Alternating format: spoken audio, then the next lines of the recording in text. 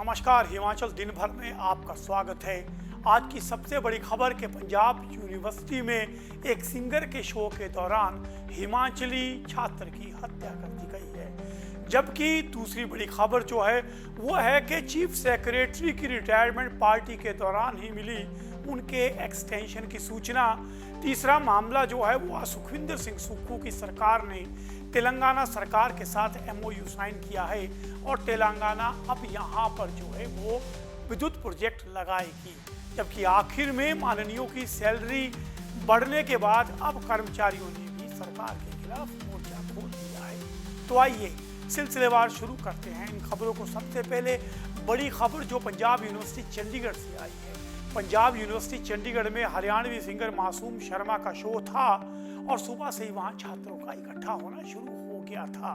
इसी दौरान शो शुरू होता है, भारी भरकम म्यूजिक लगा होता है और स्टूडेंट इस शो के दौरान नाच रहे होते हैं, मजे ले रहे होते हैं। अचानक तभी स्टेज के पीछे दो छात्रों के गुट भिड़ जाते हैं और ये भिड़ंत इतनी खतरनाक होती है कि इस दौरान चाकू चलते हैं और 4 छात्र घायल हो जाते हैं। लाउड म्यूजिक के चलते जो शो करने वाले और देखने वाले छात्रों को पता ही नहीं चला कि मंच के पीछे जो है छात्रों के बीच में इतनी बड़ी भिड़ंत हो गई है। इन छात्रों को तुरंत PGI ले जाया गया और वहां पर हिमाचल के स्टूडेंट आदित्य ठाकुर की जो है वो मौत हो गई है। आदित्य PU में टीचर ट्रेनिंग के 2nd वर्ष का छात्र था।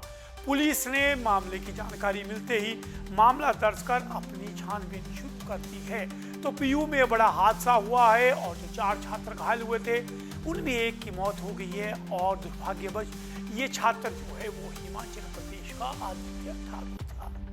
तो आइए अब चलते हैं दूसरी खबर की ओर। दूसरी खबर जो है वो आज प्रदेश के जो IAS थे उनको जरूर वो मायूस कर गई है। जिस तरह आप लोग जानते हैं कि 31 मार्च को हिमाचल प्रदेश के चीफ सेक्रेटरी की जो है वो रिटायरमेंट होनी थी। 2 दिन छुट्टी थी, इसलिए 29 तारीख को ही रिटायरमेंट पार्टी के आयोजन की बात हो रही थी। तो अचानक ही एक्सटेंशन की खबर आ जाती है और हिमाचल प्रदेश के चीफ सेक्रेटरी प्रबोध सक्सेना को 6 माह का सेवा विस्तार मिल जाता है। उन्हें यह अनुशंसा हिमाचल प्रदेश की सरकार ने की थी, जिसे UPSC ने मानकर इस अनुशंसा के आधार पर सेवानिवृत्ति विस्तार दे दिया है। अब तक पहली बार किसी चीफ सेक्रेटरी को इस तरह से सेवा विस्तार मिला है। अब देखना है कि हिमाचल प्रदेश सरकार उन्हें चीफ सेक्रेटरी ही रहने देती है या कहीं और उन्हें लगाती है। हालांकि इस सेवा विस्तार का पूरी तरह से अंदाजा सक्सेना को भी नहीं था, इसलिए उन्होंने पहले ही रेरा के अध्यक्ष पद के लिए अपना आवेदन दे दिया था और उसके लिए उन्होंने अपनी दावेदारी जताई थी। लेकिन एक तरह से प्रबोध सक्सेना के जिस तरह से एक्सटेंशन के ऑर्डर आते हैं वहीं कई IAS अधिकारियों के हाथ में मायूसी लग जाती है, क्योंकि 3 बड़े अधिकारी जो हैं वो इस समय लाइन में थे चीफ सेक्रेटरी बनने के। वहीं चीफ सेक्रेटरी के प्रमोशन के बाद अन्य अधिकारियों का भी प्रमोशन चैनल जो है वो खुलना था। इससे पहले भी 3 सीनियर अधिकारियों को नजरअंदाज कर सुखविंदर सिंह सुक्खू की सरकार में प्रबोध सक्सेना को लगाया गया था। अब देखना है कि प्रबोध सक्सेना क्या लगातार चीफ सेक्रेटरी रहते हैं या सरकार उन्हें कहीं और एडजस्ट करती है।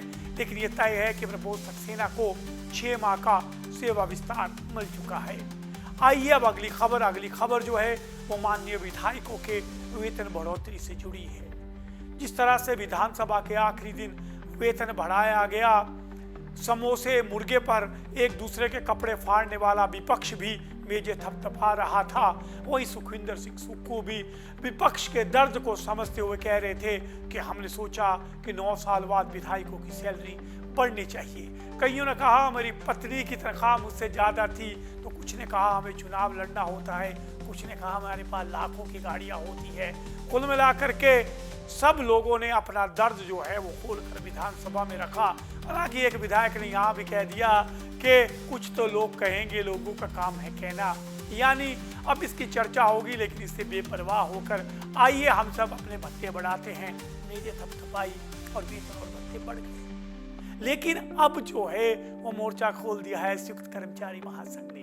संयुक्त कर्मचारी महासंघ ने कहा है कि लगता है प्रदेश का आर्थिक संकट खत्म हो गया है, तो ऐसे में अब कर्मचारियों पर भी प्रदेश सरकार को दरियादिली दिखा देनी चाहिए। साथ ही उन्होंने कहा महंगाई एक पक्ष के लिए नहीं होती है, अकेले विधायकों के लिए नहीं।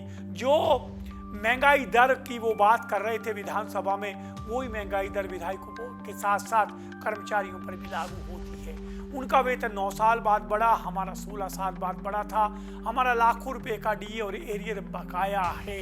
और साथ ही उन्होंने चेतावनी दी कि आने वाले दिन सभी जिलों में अधिवेशन किए जाएंगे और उसके बाद जो है आगामी रणनीति तय की जाएगी। अब देखते हैं कि ये विधायकों और कर्मचारियों के बीच का ये जो वेतन का मामला है ये कहां तक जाता है और सुखविंदर सिंह सुक्खू की सरकार इस पर क्या कदम उठाती है। आखिरी खबर के सुखविंदर सिंह सुक्खू ने देश के सभी राज्यों को आमंत्रित किया था कि वे प्रदेश में आए और यहाँ पर जो है वो हाइड्रो में निवेश करें। तो इसका जो है असर नजर आया। तेलंगाना सरकार ने लगभग 520 मेगावाट के 2 MOU जो है वो प्रदेश सरकार के साथ साइन किए हैं।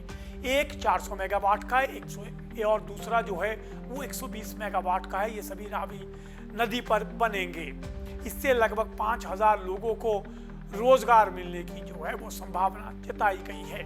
MOU के अनुसार तेलंगाना सरकार ने अग्रिम प्रीमियम राशि के रूप में 26 करोड़ रुपए जमा करवा दिए हैं। इस मौके पर सुखविंदर सिंह सुक्खू ने कहा कि सरकार जो है वो अपने प्रदेश की आर्थिक को सुदृढ़ करने के लिए पानी को बड़ा अहम मानती है और हिमाचल प्रदेश में पानी की कोई कमी नहीं है।